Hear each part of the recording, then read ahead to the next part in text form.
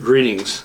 My name is Reverend Dale Brown, and I have the great honor of being the senior pastor at Community Church at Ocean Pines. I hope that as this comes out the week after Christmas and slightly before New Year, that you've had a great time of celebration, maybe with family and friends, and that this has been a positive time, positive experience for you of this holiday season. I know that some people struggle, and we have thought about you and we've prayed for you here at this church, and we wish you a very Merry Christmas and a very happy and blessed New Year. I'd like to take your attention with me for a few moments to the Old Testament, to the minor prophet Micah. Now there are two places in Micah that are very familiar to me. And you might ask, what are they? Well, let me read them to you. The first is from chapter 5, and it is part of those predictions about the Messiah's coming to the manger of Bethlehem. But you, O Bethlehem of Ephratah, who are one of the little clans of Judah, from you shall come forth for me one who is to rule in Israel, whose origin is from of old, from ancient days. Therefore he shall give them up until the time when she who is in labor has brought forth. Then the rest of his kindred shall return to the people of Israel. And he shall stand and feed his flock in the strength of the Lord, in the majesty of the name of the Lord his God. And they shall live secure, for now he shall be great to the ends of the earth, and he shall be the one of peace. This prediction about Jesus coming out of Bethlehem reminds us that God begins his plan of salvation, the life of Jesus, in a very small way. A little teeny baby.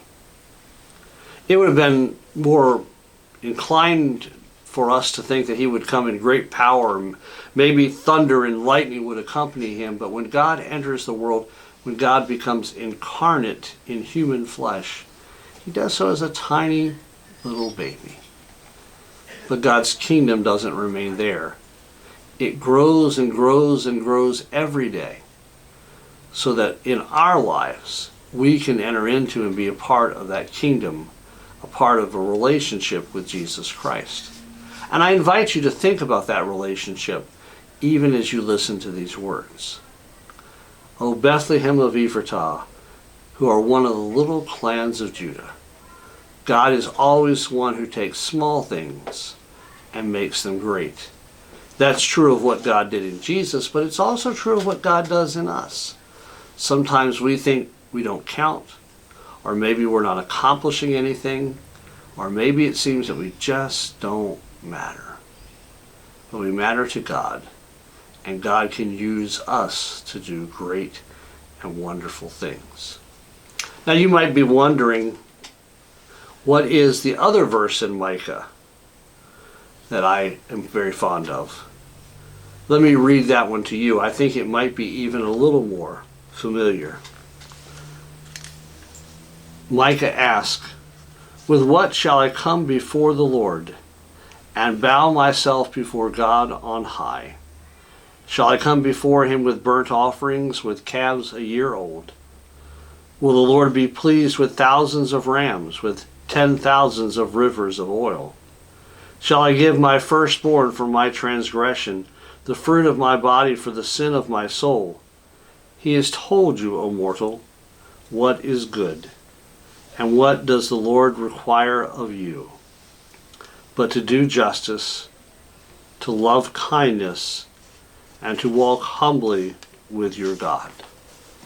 One of the things that I do every year is I try to figure out or pray out about one word that will be my word for the entire year.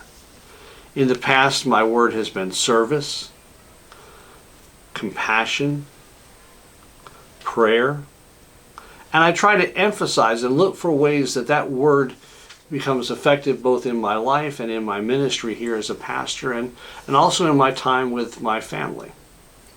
As I have prayed about it and sought God's direction and thought a lot about it, my word for 2022 is love.